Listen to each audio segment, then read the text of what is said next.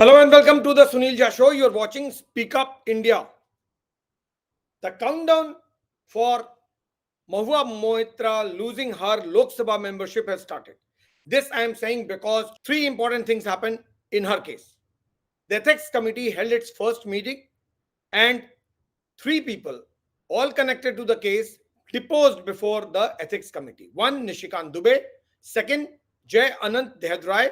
And third, the businessman who's supposed to have bribed Mahua Moitra to ask questions on Mr. Adani to target the Prime Minister and the Home Minister. Darshan Hiranandani. Darshan Hiranandani submitted an affidavit before the ethics committee confirming all the allegations that Mr. Nishikant Dubey and Jay Anant Dehadrai had leveled against Mahua Moitra. The deposition of Dehadrai and Nishikant Dubey and the affidavit of Hiranandani makes it extremely difficult for Mahua Moitra now to go and say that these allegations are incorrect and they are mere allegations, because it is believed that Jay Anant Dehadrai has submitted evidence in support of his allegation that Mahua Moitra took bribe to ask questions related to Mr. Adani. Not one or two, but 50 of them. और इसलिए यह माना जा रहा है कि महुआ मोइत्रा की परेशानी केवल आज शुरू हुई है। बृहस्पतिवार को एथिक्स कमेटी की पहली मीटिंग हुई पार्लियामेंट में, उसमें तीन लोगों ने डिपोजिशन दिया, निशिकांत दुबे, जय आनंद देहदराय और दर्शन हीरानंदानी। ये तीनों लोगों का कनेक्शन महुआ मोइत्रा केस से है। उनके खिलाफ पैसे लेकर सवाल पूछने का एलिगेशन लगा है और उनको जस्टिफाई करना है अपने एक्शंस को कि क्या वाकई उन्होंने पैसे लेकर सवाल पूछे या फिर ये सिर्फ एलिगेशंस हैं। एथिक्स कमेटी ने देहदराय और निशिकांत दुबे को सुना और दर्शन हिरानंदानी के एफिडेविट को कंसिडर किया। बहुत सारे सवाल जय आनंद देहदराय से पूछे गए, बहुत सारे सवाल निशिकांत दुबे से पूछे गए।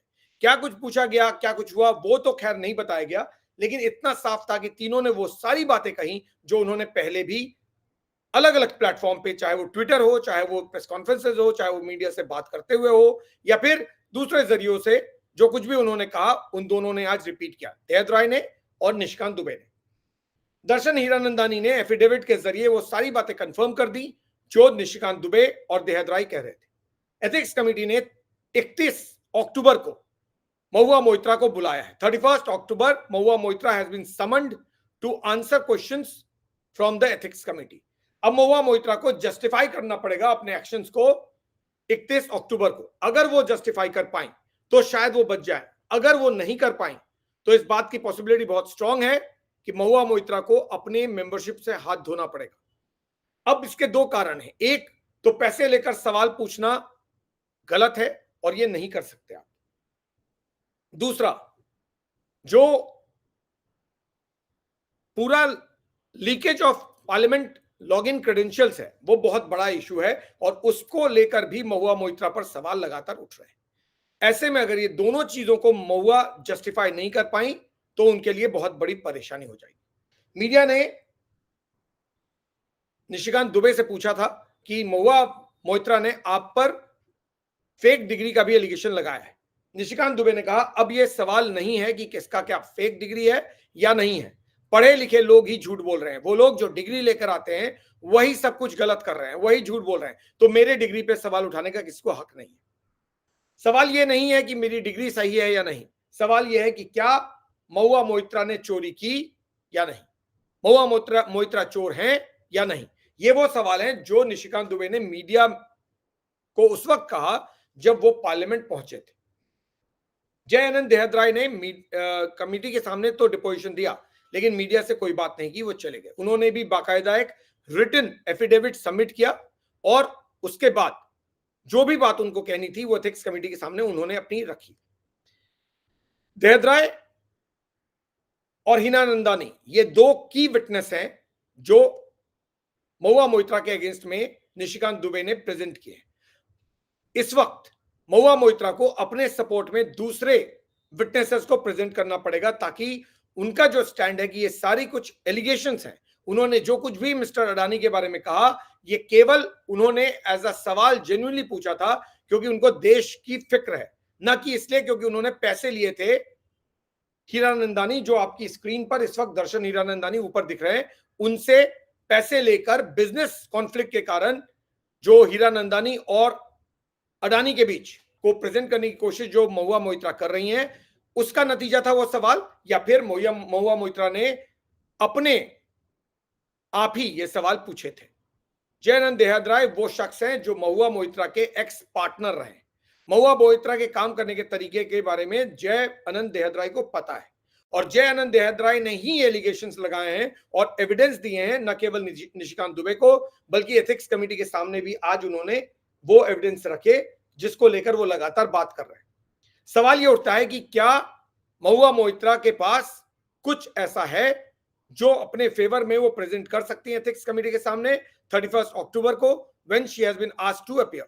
अगर उन्होंने प्रेजेंट कर दिया तो फिर तो वो बच के निकल जाएंगी, लेकिन अगर उन्होंने नहीं किया तो फिर एथिक्स कमेटी को डिसाइड करना पड़ेगा कि क्या महुआ मोइत्रा पार्लियामेंट में कंटिन्यू कर सकती है।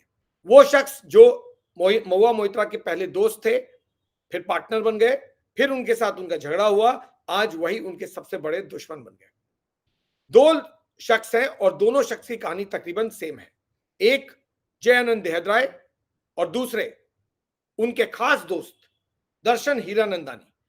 ये दोनों ही उनके बहुत करीबी माने जा रहे थे, आज ये दोनों ही उनके खिलाफ खड़े हुए। रह गई उनकी पार्टी की बात, तो पार्टी भी उनके साथ खड़ी नहीं है, पार्टी भी चुप है।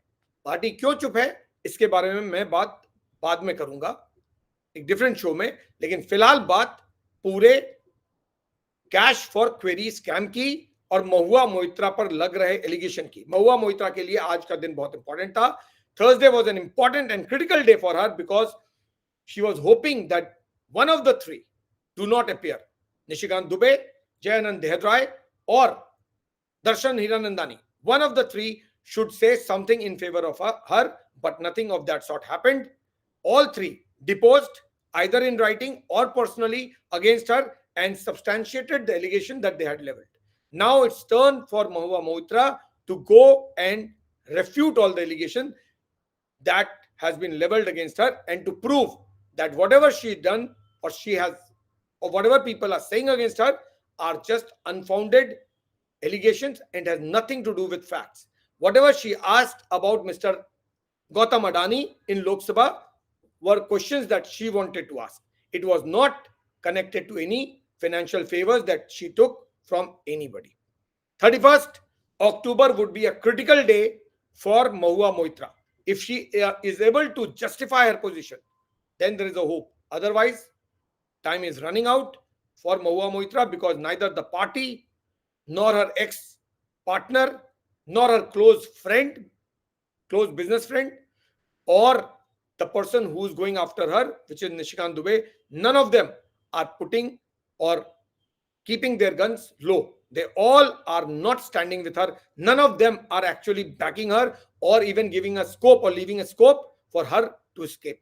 Most importantly, her political party, Trinamool Congress, is absolutely silent, and that silence is killing Mahua Moitra. Can she escape the possibility of losing her Lok Sabha membership on the 31st of October? That's the most critical question to be asked.